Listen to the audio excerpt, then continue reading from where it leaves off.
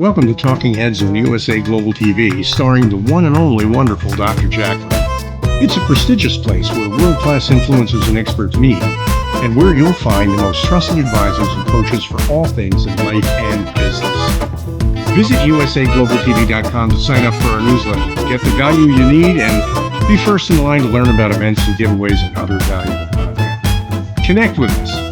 Email Dr. Jacqueline at usaglobaltv.com to talk about how you can become part of USA Global TV. That's USA Global TV, where the doctor is always in. Hi, red.olaughlin here on Talking Heads on the USA Global TV and Radio Network. We are in the middle of a six-part series, and I'm trying to get the slides lined up right now, and they're not lining up. Doctor, what is going on? There we go. Okay, fantastic. Got it done. Appreciate your help. Six-part series on post-pandemic health. We've been going through the last couple plus years here of the coronavirus, COVID-19 pandemic. And I mean, God forbid, we're going to end up in another one, or the pandemic fades out and then fades right back again. So let's talk about what do we really need to be doing to be in a better position in the event, whether it's a coronavirus or some other pathogen starts wreaking havoc with our health here in the not too distant future. Okay, introduction. red.olaughlin. I am not a doctor, never been associated with the medical field, pharmaceutical field. However, I'm a researcher. I research the human body at the cellular level, chemically speaking. I look for cause and effect relationships. Treat a cause, fix a problem. Treat a symptom, and you'll always be treating symptoms. So when you start looking at what happens chemically when this particular reaction takes place, in order to get to where you're going, there are other chemical reactions along the way. And that's what I say. I really and truly delve into those individual reactions. Okay, what can we do about it? Can I slow it down? Can I speed it up? And those are the things that excite me, that I write about, that I speak about often. I have a couple of books on health. When you start looking at the causes of aging, you look at disease, how those things start and evolve. But anyway, for today's talk, number 5 out of 6 on post-pandemic health, where do we need to start? Now, up till now, we've been at the macro level, 30,000 feet. We're coming on down. We're talking about the what's. Next week, we're going to wrap it all up with, well, how do we do all this? But right now, let's go ahead and continue a little bit more on, we're going to begin that transition, a mindset change, a change in our life. And change is kind of an interesting word. And I found several quotes that I think are interesting with regard to what's going on. And then we look at how do we actually fight that future disease, looking at the cause aspect of it. So if I wanted to look at these things, I didn't realize they're going to be that small, but let me read them for those people who can't see them. Number 1, from Baruch Spinoza. If you want the present to be different from the past, study the past. Well, obviously, there's a lot of things that have happened. We've had this last couple years of COVID, a lot of things going on. There's a Chinese curse. May you live in interesting times. Well, we are definitely living in interesting times with all sorts of things that are going on in our economic world, our political world, our spiritual world, all sorts of things. I wish I could say some were good, most are bad. They're just, it's the way the pendulum swings, and it's what we're living in. But regardless, Winston Churchill, those who fail to learn from history are doomed to repeat it. Well, we got kind of thrown into COVID without really having any prior history. That was a big shock to our system. Well, now we know a little bit about it. We haven't been in a pandemic like this since 100 years ago, the Spanish flu back about 1918, 1919, 1920 time frame. Karl Marx, history repeats itself, first as tragedy, which we've been through, second as farce. Well, I'm not sure. Depends on the actions we take, whether it's really and truly farce. But it's not what we take, it's what's forced upon us and how we react to it. That is a major part of what's happened here in the first part of our pandemic. Then from Sidney J. Harris, history repeats itself, but in such cunning disguise that we never detect the resemblance until the damage is done. So in other words, we don't want to be in a situation where a new pathogen or a new mutation of the SARS-CoV-2 virus happens. There was a major shift from the Delta variant. We had the Alpha, Beta. That's the ones that they actually developed the vaccine for. Then all of a sudden, Delta came in, and I caught Delta. It got my attention, no doubt about it.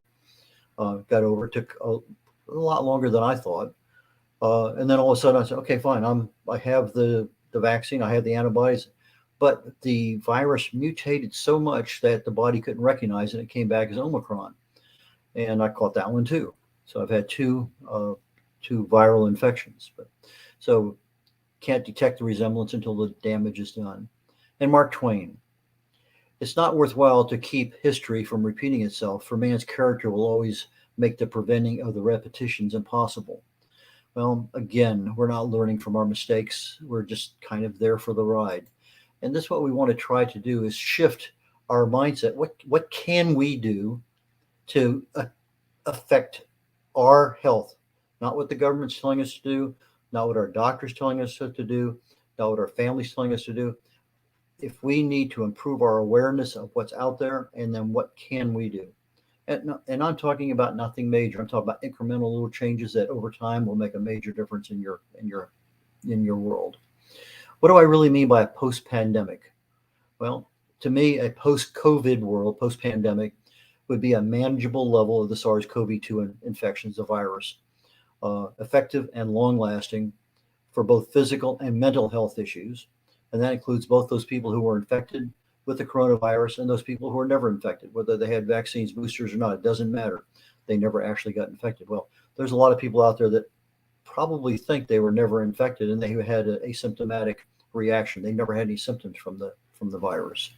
But regardless, we want a system. We want a world where we're not worried about it. It's no worse than a cold that you get every year, and that's the worst thing that could possibly happen. Is you're down for 3 or 4 days at home, and that's about it. So that's kind of where we want to be. So if I look at, the COVID, what happened? Well, for most of us, and increased respiratory effort, yeah, I had that one. Fatigue, definitely had that one. Poor endurance, yeah, had that one. Cough, absolutely had that one. Chest pain, not so much. Cognitive impairment, brain fog. I didn't realize I had that until I started after I was improving. I said, hey, I'm pretty good today. And then the next day I was so much better. Okay, I'm back to normal. And the next day, oh, that's another major improvement. I didn't realize I had cognitive impairment. My brain fog was such that as I improved a little bit incrementally, I thought, hey, I'm back to normal. And then next day, a little bit more improvement, a little bit each day. It's like 7, 8 days in a row before I thought, hey, I'm really back to where I'm supposed to be. Headache, yeah, I had a headache, very, very short period of time, not very intense. Abdominal pain, not really. Diarrhea, yeah. Insomnia, no. Fever, momentary. I think I had one time where I was 101. Large muscle pain, definitely had that one. Mood changes, you'd have to ask somebody else. I don't know. I was too fatigued to have a mood change. But in reality, since the pandemic started worldwide, the survivability rate is 90%. Today, when I checked the stats here for the last week, the first week in October, worldwide, we're at 99%. United States, since the beginning, we're about 98%. This past week, 99%. I mean, worst case scenario in the United States, we've been 99% survivable. But we've been in this world where we think we're going to 99% death because of the media and everything else attention to it. So yes, it affects us. It affects us in many, many ways, but it's still a 99% at this point in time survivable virus. It's do we really need to be that concerned with it? The answer is yes, because there's a lot of other factors in there. I believe in treating the cause, not the symptoms. So if I'm looking at those same symptoms that I just went over, what causes those things? Is it just the virus, or can other things cause it? Well, it turns out there's a lot of things. Inflammation, especially at the cellular level, oxidative stress, poor quality of sleep. The sleep is one of the best things that we can do for our health, is get a good night's sleep every night. Diet, definitely a major impact on our overall health. Exercise, again, I'm preaching to the choir in many, many cases. We do need some level of exercise that's consistent. Overweight, depending on how many pounds, 3 or 4 pounds, probably not a factor. 13, 14 pounds, yeah, maybe starting to get to be a problem. 30, 40 pounds, absolutely a problem. You start having that extra layer of fat, 2, 3, 4 inches around the gut or more, yeah, you're actually looking at causing some of the same symptoms we just went over. Not COVID, but they're going to give you the same symptoms, the fatigue and the headaches and everything else. Emotional stress, absolutely. It's not the stress that happens to us, it's what we hang on to and we don't let go of. And there are a lot of medications out there that have side effects. Unless you're reading the labels and look into contraindications, you may not realize that a particular drug you're taking could be causing something. In the event I have to take a drug even for 2 weeks or whatever, I look at it to make sure I understand what are the side effects. If I'm getting something and it's not something I want to live with, I took this monoclonal antibodies for the Delta variant. Oh, best thing going. About 24 to 48 hours later, I was a new person. I still wasn't 100% mentally there, but I felt a whole lot better. The last one they had for the Omega, yeah, I went out and got it, and I couldn't stand the first day. The metallic mouth taste was so bad, so bitter, that I stopped after one day. And about 2 days later, I was back to being pretty close to normal. But medications have a major effect. And if you're starting to mix medications, heaven only knows what reactions you're going to have from that. Um, but the other things that also create problems, if I back up one here, we looked at typical causes, the symptoms, inflammation, all those things there. Well, other things, if I start looking at depression, emotional stress, sugar, a lot of things can cause our brain anxiety and other things. So I start having a depression, my anxiety. These things also create the side effects that we saw, the symptoms that are associated with COVID. Again, you break this down a little bit further. Our glucose levels in our blood, whether we're diabetic or not, if we're not maintaining a healthy heart, if our digestive capability is challenged. One simple one there is don't drink while you're eating. If you have a glass of water, iced tea, Coke, it doesn't matter what it is, drink 30 minutes before or after your meal, because otherwise you're diluting the digestive juices, the acid in your stomach, and you're not allowing the digestive process to work properly. Uh, our poor gut biome, we're not getting the right kinds of food into our gut, into our intestines. Smoking, always a no-no. Alcohol abuse, a little bit's fine. Where does the moderation begin? That varies by gender and by age. A lot of factors in their weight. If we happen to have an infection, whether it's bacterial or viral or fungal, those infections also create the same kinds of side effects that we saw, symptoms from COVID. And if we happen to have a food intolerance, a sensitivity, or allergy, and sometimes we get it, we don't even know we have it, and then we have other things that pop up. I remember for a short period of time in my life, for several months, I was allergic to tomatoes. Don't know why. It burned my lower lip.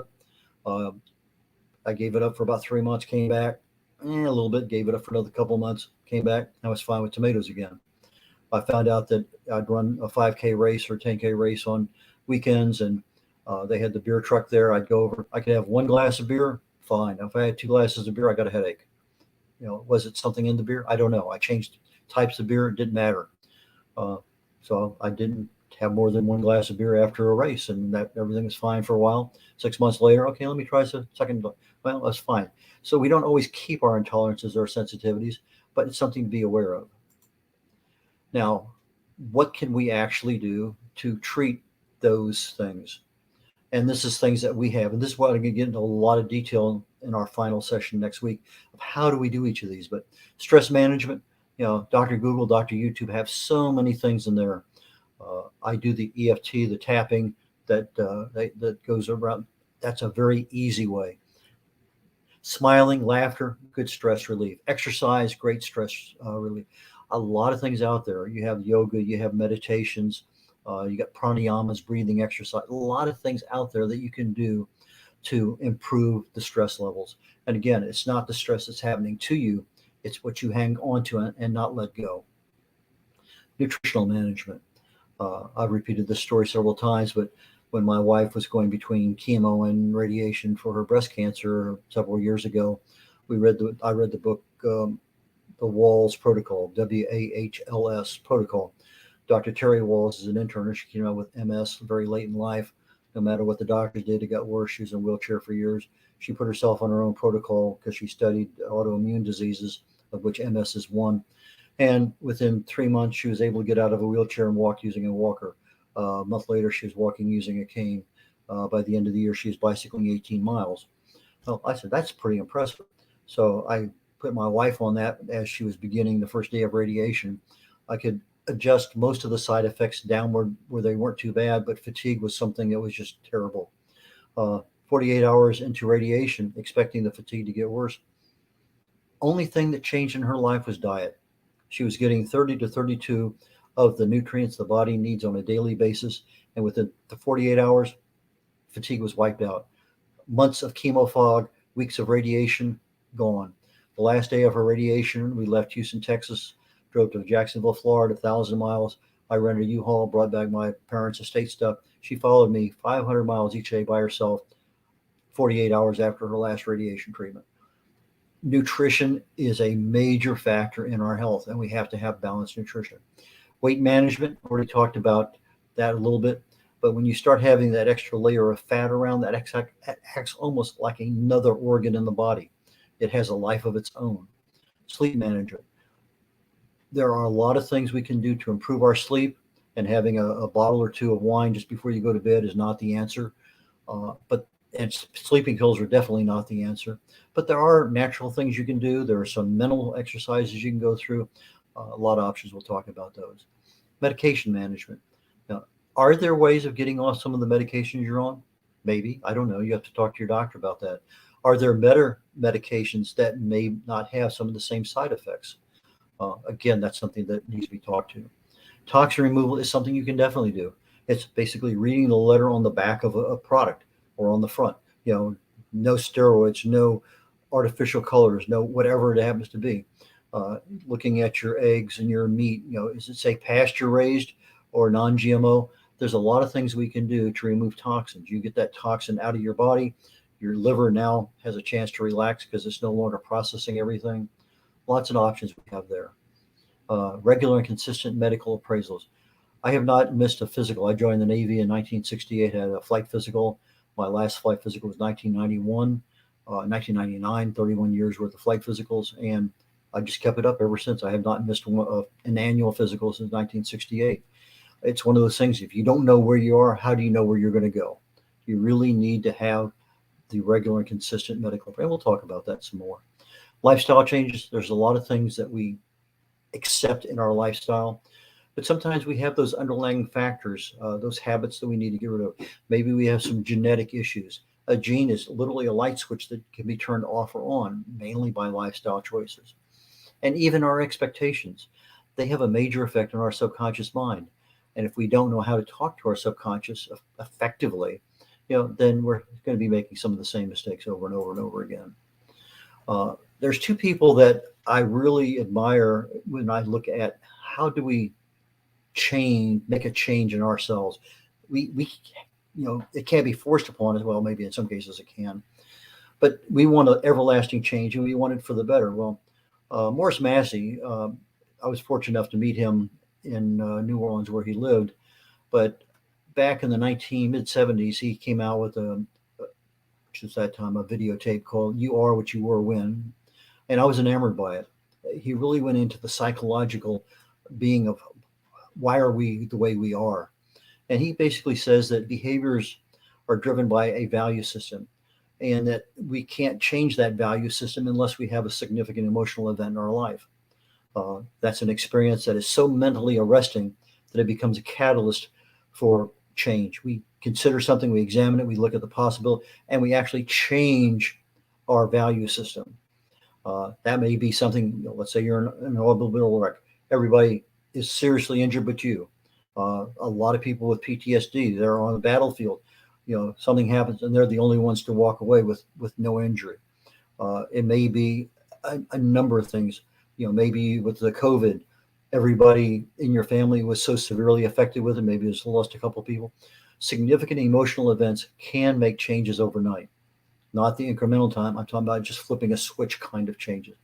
But he is very good, available on YouTube, available there. A lot of good information. Unfortunately, he passed away about 4 years ago.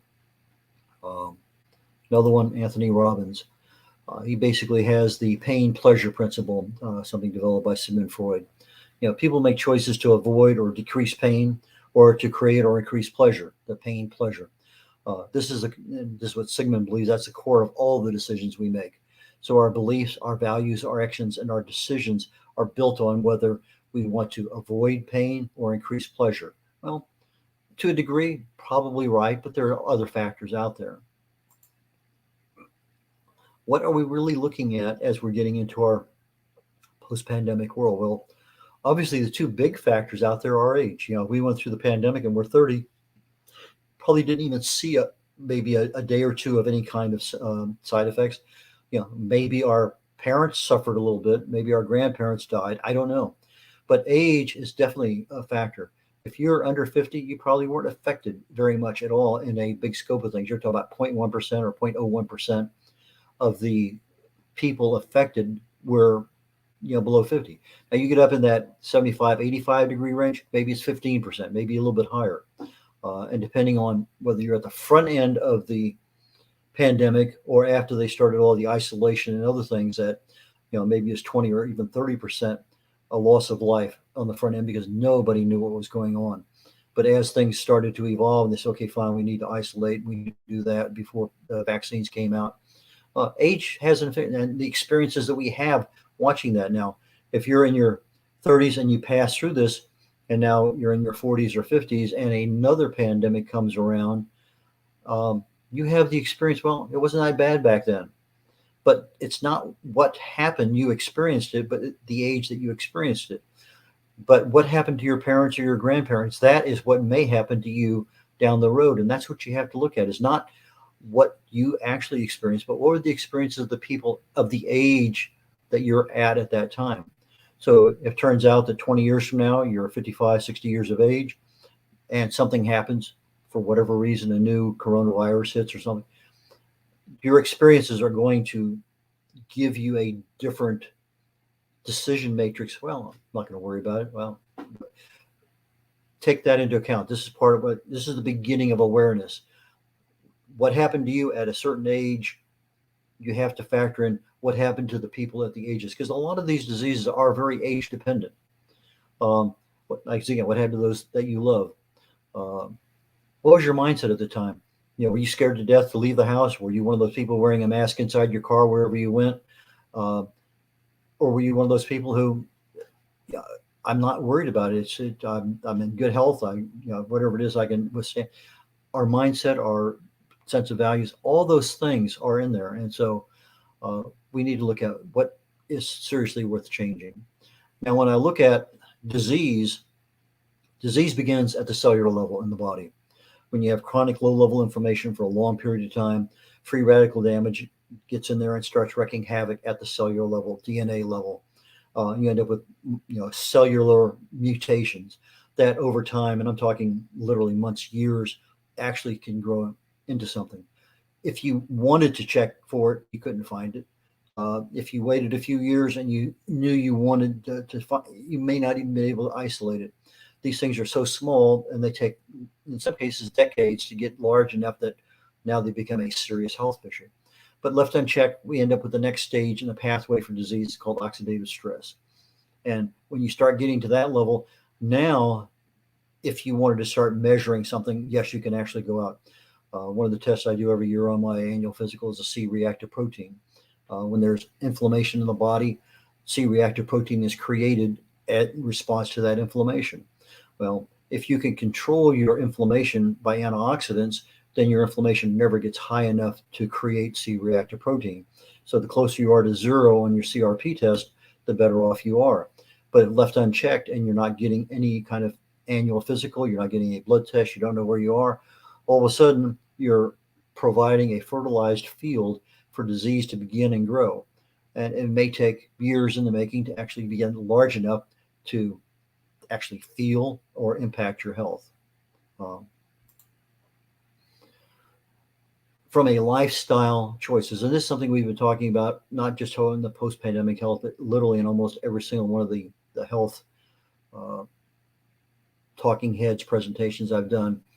We have lifestyle choices that we can make. A healthy diet, exercise regularly, hydration, the quality of our sleep, the level of our stress that we manage, avoiding smoking, weight and fat management, just basic hand washing and avoidance of other people who appear to be sick. Meditation, again, another way of stress management. Deep breathing exercises, pranayamas, one of the ones that I particularly like. And I'll show you some of those next time. And especially toxin removal. We all need to be very, very vigilant of the stuff that goes in our bodies. And one way to increase that vigilance is to read the labels on everything that we're doing. Okay, let me hit it again. But what are the obstacles that we face? These are the things that, just as we would like to make these changes, these other things poke their heads out at us all the time. Every year we get older.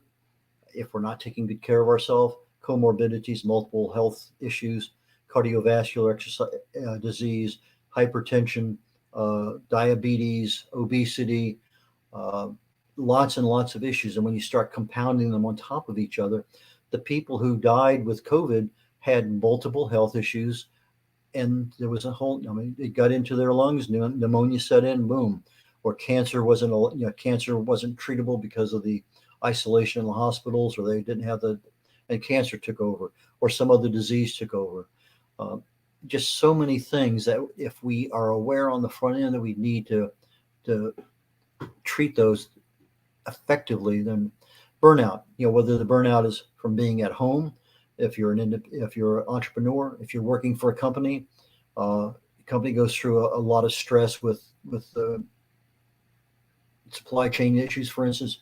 You're not getting the sales you want. I was in the oil industry for years, and we'd see the cycles go up and down and up and down. And when it went down, people got laid off. When it went up, people got hired. Same thing in the airline industry. Up and down, people get furloughed, people get rehired. But burnout is a big item. Severity of the COVID symptoms we had. I'm not going to go into long COVID. It's one of those things that we just can't quite seem to get rid of the symptoms that we have a couple, 3 or 4 months after we had COVID. The balance of life, the priorities that we have. Do you have little league games that you got to take people to? You have sales functions you got to go to. What's going on in our lives that we need to do? Is there a wedding coming up? Funerals pop in here, there, and yonder. Are we eating out more often or cooking at home? How much control do you have on eating out? There's a lot that you do have control on, but again, it's awareness. Elder care. A lot of people in senior assisted living or whatever suffered as a result of COVID for a number of reasons. Is that something that's going to be part of your life? When you start getting into that 50, 60-year range, your parents are still alive, they're probably going to need some kind of care. It's just that's the way our system works. Do you have the home medical equipment you need to really assess where you are? Can you take your own blood pressure? What's your blood oximetry? If you're on COVID and you're getting that kind of a pneumonia deal, you want to make sure your blood oxygen levels are above 94 and stay above that. You like to have as close to 100 as you can get them. What's your pulse, your weight, your fat, your BMI? There are some scales out there very inexpensive that can measure a dozen different things that you can track with regard to your body and your health. Getting ready to wrap this thing up. So next week I'm going to tie everything together, and we're just going to talk about how you can actually make these incremental changes. Something as simple as changing your regular size plate out for a salad plate. That reduces the calorie, it reduces the amount of food you're eating, and essentially controls the number of calories going in. But you have to make the good food choices to put on the plate. A lot of things we can do, and next week I plan on wrapping everything up into a nice little bow on it and going from there. So if you need to get in touch with me, red.olaughlin.com is a good way through my website. I speak on this. I've authored several books. I'm also a publisher for those people who are thinking about writing a book and would like to ask questions or get their book published. More than happy to address those. So for a Talking Heads program today, closing out, Red O'Laughlin, USA Global TV and Radio Network. And please join me next week for my episode 6, my final one on post-pandemic planning for better health. And I thank you very much.